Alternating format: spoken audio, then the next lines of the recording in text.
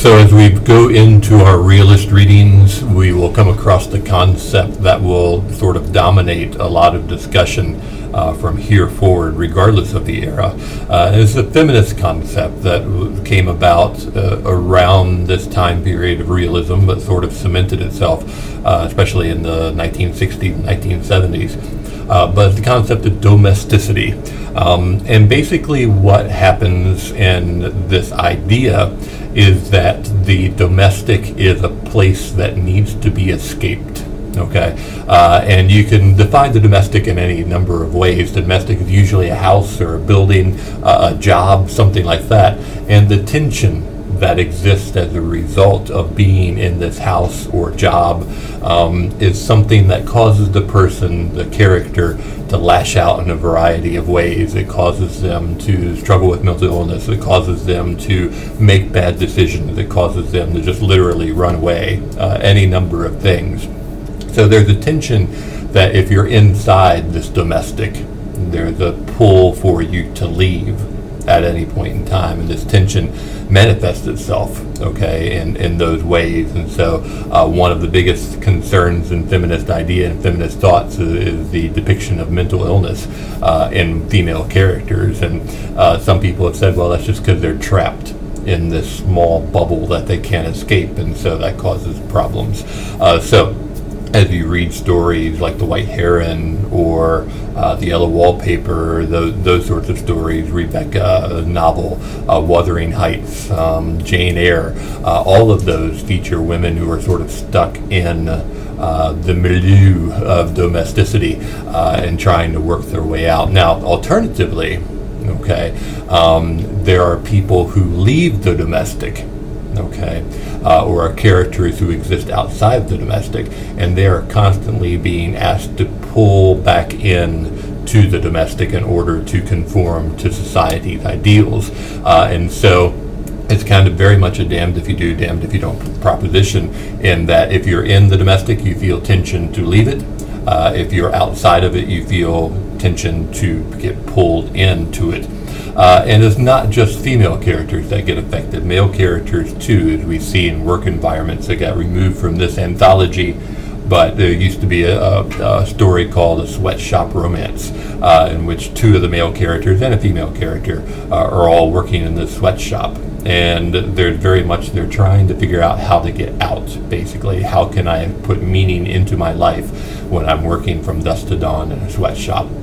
So those sorts of pressures that you see here, specifically with the White Heron, we see this in Sylvie, right? That she's sort of being pulled into the domestic role of a potential wife or girlfriend or whatever for the hunter. And the grandmother's sort of helping that along a little bit, but then she makes the choice to sort of leave this ideal or abandon this ideal. Now, Sylvie, for the most part, remains fairly whole and intact at the end of the story, but if you read the postscript for A White Heron, we get the idea that Sylvie might be condemned to just sort of being a hermit in the woods for the rest of her life as a result of this decision to embrace or reject the domestic entirely. So she'll constantly have to feel the pressure to be put back into it. So that's domesticity in a nutshell. And as we go through various stories, watch carefully. If something is taking place in a house or a workplace or something like that, there's always this sort of push and pull that occurs in terms of what somebody's role is in the domestic, or the domestic ideal as is known. And we can also define the domestic ideal as basically getting married, 2.5 kids, middle class, suburbs, a dog or whatever, right? And there's always this desire for people to be pushed into this standard, okay? And then there's always their resulting tension or trauma as a result of that. Alternatively, there are people who try to exist outside of that standard, and sort of they are constantly feeling the push and pull to conform to those notions. So an example I'll just bring up this real world is I know two women who I graduated with my doctoral program, in my doctoral program, and they're both around my age, so late 30s, early 40s, and they've made conscious decisions. One woman has gotten married and they decided not to have children, and so she unfortunately made that decision in the deep south, and so it's for her, and what she told me, it seems like every other day there's always the, when are you going to go in, or when are you going to go and have kids, that sort of discussion. For my Alabama accent there, it was always coloring every conversation she had.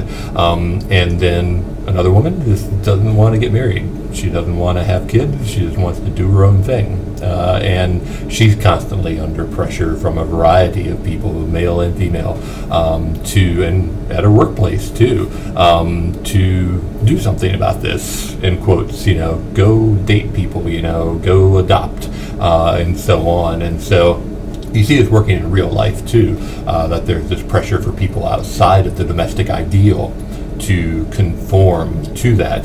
And alternatively, in the real life too, you have plenty of people who you can point out that you might know who are married and have kids and just maybe not enjoying it all that much, or are trying to find ways to release the tension that is occurring as a result of being in the domestic ideal.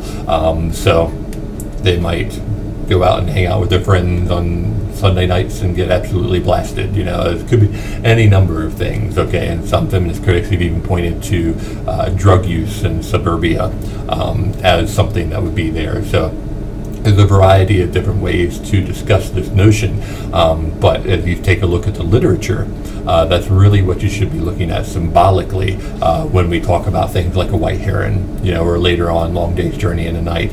There's in a house, right? It's symbolically trapped.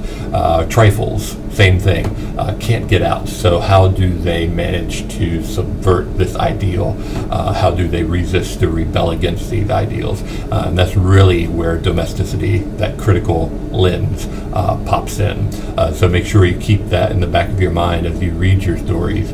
Take a look at how the domestic is constantly pulling people either to or from it, and what their actions are as a result.